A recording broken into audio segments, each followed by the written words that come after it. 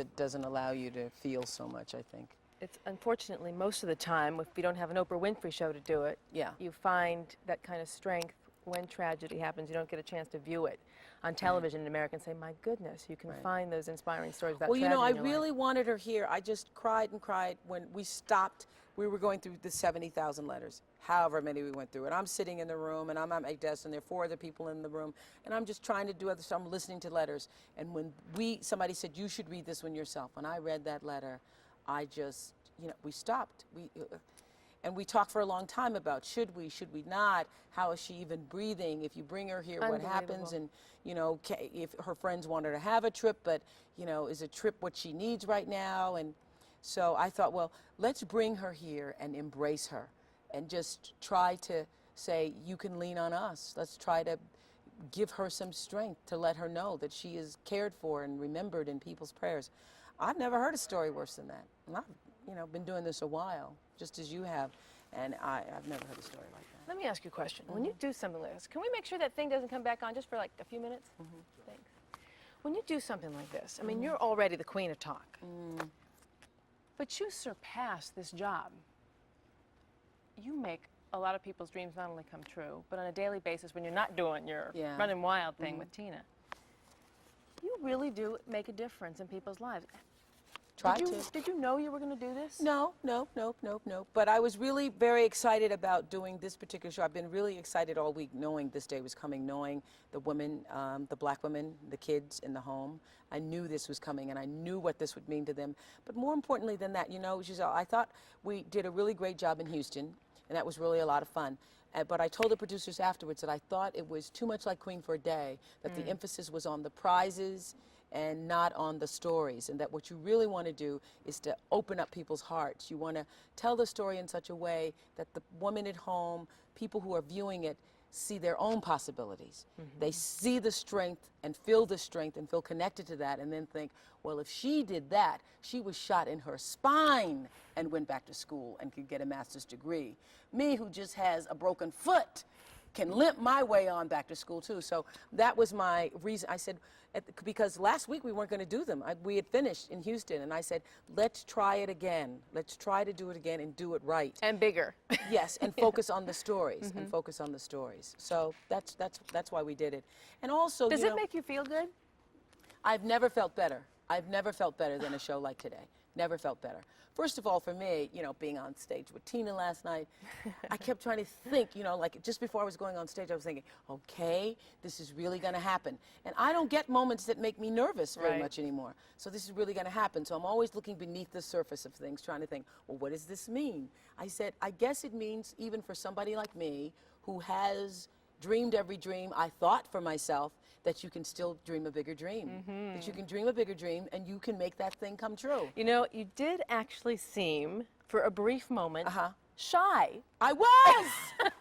Which isn't a thing that I am. Yeah. I'm not. I don't think that I'm shy. But I felt in her presence shy because I felt like I really don't know what I'm doing. I can't move like she can.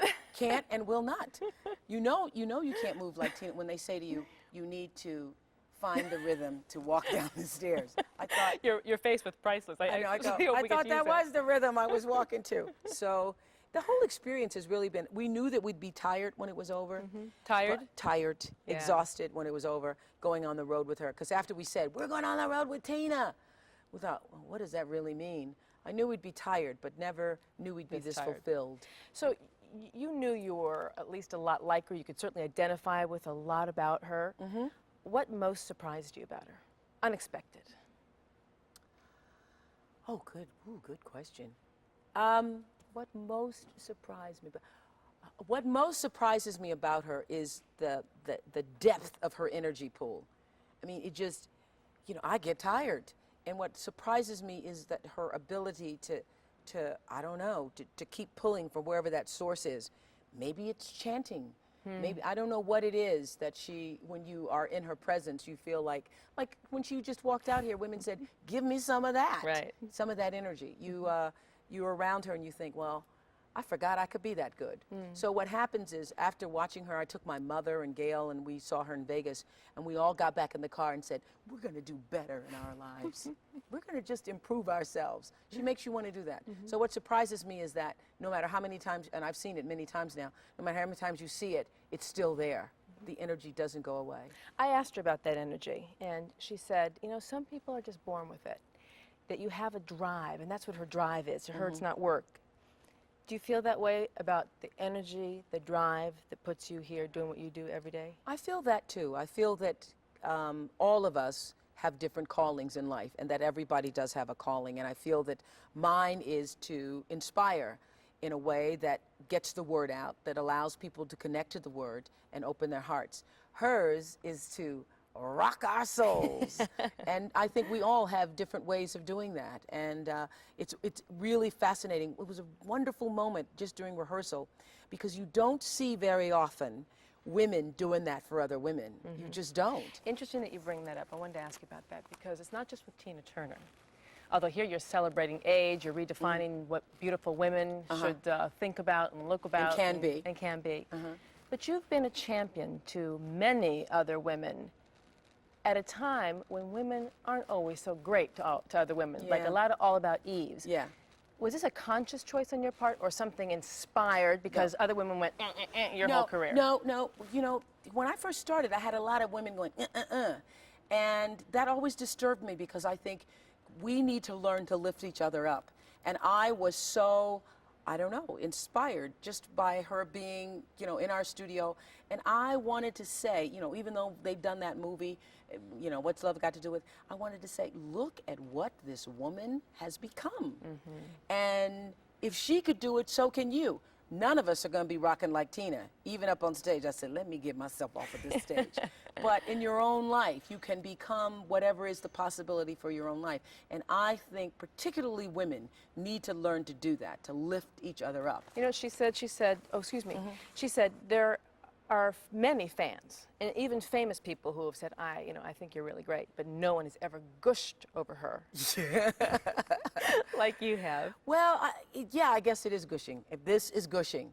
I wanted to do more than gush, though. I wanted to send a message. Yes, I wanted to send a message and to honor that which she is. I wanted to say, what you've done is really a great thing. What It's women more have than done rockin'. that for you? Well, actually, Maya Angelou has done that for me. Toni Morrison has done that for me. And she has done that for me. I wanted to say, what you've done is a great thing. The fact that you have shown us that all of us has a bit of light inside of ourselves that allows us to let other people see it and become whatever they can become. That's what I wanted to do. So I wanted it to be more than just gushing. Obviously, it's gushing, but, you know, please. She really liked it. You asked many of the people this past tour a question. You asked it of Tina. You said, how did you overcome? What did you find within yourself to get past that? So I want to ask you the same question. When you started out in your career, and there was a real drive at one point for real trash and tabloid TV, having overcome all the things that you have overcome to achieve your greatness and celebrate it on a daily basis and share it with others, what drives you? Where do you get your strength to keep overcoming and looking for new heights? Well, I really do believe this, Giselle. You know this too, that life is about becoming who you really are to the fullest extent possible. And so what drives me is looking for whatever is the next level for myself. You know, I stopped doing trash TV, as it was called, because I just had outgrown that. I stopped doing that because, all right, we realize we're dysfunctional people. What are we going to do about it? I believe that every human being has to be willing to take responsibility for his or her life. And so my drive comes from a desire to be all that I was meant to be. And you know, one of the things I learned, especially from these 70,000 letters, 77,000, is that the only thing holding you back is your inability to dream big enough. Because many, many, many of the letters, the deeper the pain, the smaller the dream. You said that. Why do you think that is? Why do women think so small? Because they thought so little of themselves, that they, first of all, don't know how to ask for themselves, are afraid to believe that you can have a big dream and that can happen to you in your life. And then what we found after Houston is people who had dreamed small, who had small dreams, were like, I don't know. I said I just wanted to see a concert, but I wouldn't mind a house. Darn. Darn. Oh, you meant I could have anything I wanted. So, and it's helped me to realize that too. So now I'm asking myself, what's the next dream? I don't know. I used to say the future's so bright it burns my eyes, and that is true. And I really had thought, you know, well, I've done it all. I've got all the things. I've got all this stuff. Now, this tour has really made me think, can I dream a bigger dream for myself? Imagine she's almost 60. You're not even pushing 50 yet. Not even pushing it. Well, yeah. You've defied so many odds. The one I really want to ask you about, and people here in your audience, because you talk to them so openly while the show is in progress, which I found really interesting. They asked you, you know, this whole tabloid television thing. You said, you know what, I think we're talked out. What comes after this if you think there's only 6 years left of this? Oh, yeah, somebody said their daughter wanted to, their daughter's 16, wants to be a talk show host. Tell her to do something else, because I don't think that's going to be around much longer. I don't know. You know what, Giselle, I am open. I will have to say this. When I left Nashville at 22, I remember speaking at this church and saying, I don't know what the future holds for me, but I know who holds the future. I am a person who's like rooted in spirit, in the greater spirit, the thing that's greater than all of us. And I try to connect myself to that. And so I ask it all the time, what's next? What's next? Do I re-up? Should I go to the year 2000? Should next year be the last year? I said to the audience here, and I'll say to you too, I can only make that decision after I've had some sleep. I need some rest before I can make a life-changing decision. So I don't know. I think that I want to continue if I think there is enough to say and different ways to say it. Because I feel to a great extent that I've like talked to everybody. I've done every kind of show. So I'm looking for whatever is the next level. And that's the most honest answer I can give to you. There's a lot of people who would say you are the Michael Jordan of women in broadcasting. Really? And he took this huge risk in an arena that he was so brilliant in, basketball. And he said, you know what, I want to test myself in an unknown arena. And he went and tried batting a baseball. If you had to pick another field of dreams where you just didn't know what you could do in another place, oh, I wouldn't be that courageous. I couldn't be that courageous. No, no. Really? So maybe I'm not the Michael Jordan at all. What I would do, you know, what I really do believe in television, though. I really do believe it's the greatest vehicle for getting into people's homes and hearts. And I think it's often misused. I think I have misused it in times when I didn't recognize the power and the responsibility that went along with it. Well, let me ask you this then. Yeah. When, at what point in your career, as you were rising up, did you really find your voice and say, hey, wait a second, this is me? Well, there was one day I was doing like some members of the Klan or skinheads or something, and just during the commercial break, everything was out of control, and I'd lost control of the audience. And it occurred just one of those moments, you know, where your like flesh crawls and the hairs rise up on your head, and I realized this is doing nobody any good. I am not doing any good. And I'm never going to do this again. Because I used to think, oh, people need to know that these kinds of people exist. Then I thought, no, what you're doing is you're putting a person, you're giving them a podium called television from which to speak. And all the other people who are aligned with those ideas will be attracted to that kind of energy, and it does nobody any good. But then you came by and you defied all the odds. I love this story. I remember you telling it to me once. When you first started out, I know I'm running out of time and I will get to that. In the very beginning, someone said to you, I think you told me this, they said that you were too black, too big, too this, too that to ever make it in television. Oh, yeah. You defied those odds. Who knew?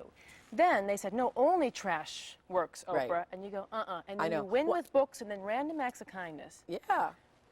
How hard did you have to fight these TV execs I didn't to have make to fight them say your way? Oh, this is the most wonderful question. I didn't have to fight hard at all because I owned myself. I owned myself. That's the greatest decision I ever made, was to own myself. Back in 87 or 89, I made the decision. You know why I made that decision? I was going, when I did The Color Purple in 1985, I had to beg and plead with my bosses to give me the time off. And I thought to myself then, if ever I get the chance, I never want to be in the position to beg and plead to do something that is my own passion. So I was begging, could I just please have some time off to do this movie that, you know, was my passion. So when the opportunity presented itself to own myself, I said I will do whatever it takes to own myself. And owning myself allows me to do exactly what I want to do. It's a wonderful way to live. I do exactly what I want to do. And when the programmers told me that the high road is not going to work, that maybe you should just keep a little trash in there, when they told me that, I said, well, then I will have to come off the air because this is what I feel I need to do now. What's the biggest misconception TV executives have about women viewers in See, daytime? I think the biggest misconception that TV executives have is they don't realize there's a thinking audience out there that really does want the highest and best for themselves. They only watch it because that's what's programmed. And I think that programmers are in trouble, if you really want to know the truth, because in life, what comes back to you is what you put out always. And so all these people who are programming the junk and the trash and the violence and who say, oh, this is only just what society also represents, they're also in trouble. And I think that if you will present, call it the highest road, call it, you know, random acts of kindness, but if you present what is I think that there is a common denominator in the human spirit, and that is the desire for goodness. Boy, if you weren't so successful, they'd say you were nuts. I know, that's right. All right, I've got to get to some other things because you're doing so much. You're such a busy woman, and you compliment Tina. You're just you're a younger Tina. One of the themes that no one has touched on, and you're always at the forefront of particularly women's issues, and I really think this is uncharted territory here. You tried to touch on it with Madonna, and still there's very few places to find it, and I wanted to ask you about it.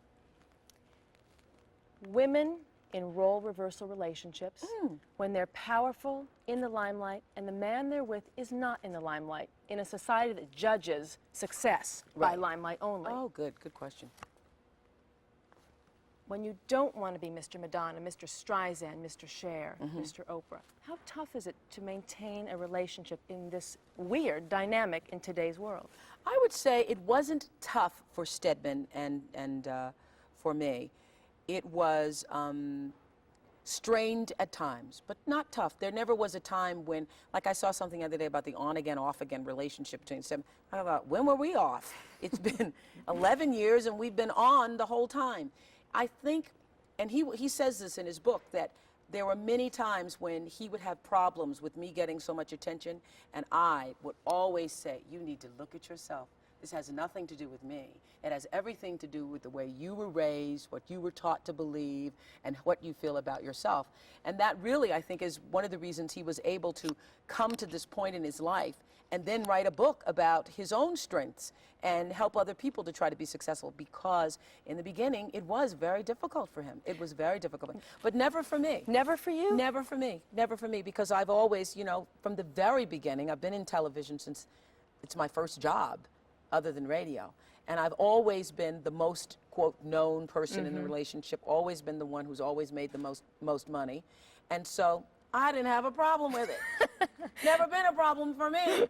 But I think Stedman has been really wonderful in being able to work on himself to get to the point where when you walk into a room, because he's this tall, handsome man who grew up being the tall, handsome man walking into a room and everybody turning to look at him. And he says in his book, You Can Make It Happen, he says, you know, when he first started dating me, he'd walk into the room and with me on his arm, and the only thing people would notice was his arm. I'd say, well, you need to work on that. I do believe you do. Is there any one area where you don't feel as together as everyone would think? Some area where you think, I really want to, like, strengthen that in me? Well, as you know, you and I who've hiked up through the ashram together know that that is still a constant battle for me, and I am doing this movie with Jonathan Demme this summer, beginning in shooting in June. Why do you choose roles where you have to lose weight? I know, but that's better than choosing where you have to gain it. And so I'm like working very hard. I'm at a size where I thought, okay, it's fine. I can buy clothes and I can go in and get 10s or 12s, but too big for this movie. So I am like, so far today I've had like a slice of chicken and a little lettuce. And your smoothie. And a smoothie for breakfast. Am I done? Ladies, one more question. We're in a union shop. That's the problem. Oh. So much time on the stage. So just one more question. Okay. Union shop. One more question. I only have one more question. And You're good. You ought to do this for a living, girl. I would love to. Well, I'm just such a dog lover. I'm just like, I'd love to hear about your dogs and your movie and why. I know. All right. So, you're not just the queen of the talk TV market and businesswoman and philanthropist and champion of women and books and education and Who knew the just book so thing would many work things. so well? You I did, didn't know. because you were a big reader and you shared your passion. You told me You that know what a I long did? time ago. Yes, I did. You're taking my last question. I'm doing Okay, the interview. okay, go ahead. It's very hard for me. Go ahead. When you got a gazillion people in this audience went, Oprah, Oprah, and someone over here going, did you get the book I just sent you? And someone else going, I've got a present for you, and I've got an artist, and because you got such power. What is a woman like you who knows you have that power and is conscious about using that power responsibly and from spirit? How do you choose? What criteria do you use to make your decisions and where you're going to spend your time and your passion? Oh, great. You want me to answer that in like an access moment? I just want the union folks to know here, Oprah Winfrey wants to talk longer. How can you say no to her? Okay, you want that in an access moment? Okay. Because I always question spirit before making the decision. I only move straight from what I believe is the source of all things that comes to us good. And so, you know, I'm taking the things as I'm walking off the stage and I'm reading the letters in the back and making notes. Who do I write to? And it's interesting. I got a lot of letters from people handing me stuff off the stage today. And a lot of people want things. They want you to do this and save their house and save their brother. And the ones that I wrote down that I'll be calling are the people who just wanted to say thank you. They wanted nothing but just to say thank you. I make my moves directly out of what feels right to me. And that has always worked. And it's like, it's a feeling. It's not up here. It's an actual feeling that you get that this is the right thing to do, the right move to make. Why would and sometimes when you don't know, you have to silence yourself, and I have to like quiet myself and ask, what is the right move to make? And it's a feeling. It doesn't come in a voice for me, like it's not the Mormon Tabernacle Choir. This is the answer. It's a feeling. It's a feeling. And I'm asking that question almost literally every day now about the decision whether to continue or not with the show. And I'm waiting on the feeling. I So really is am. Wall Street. Waiting on the feeling.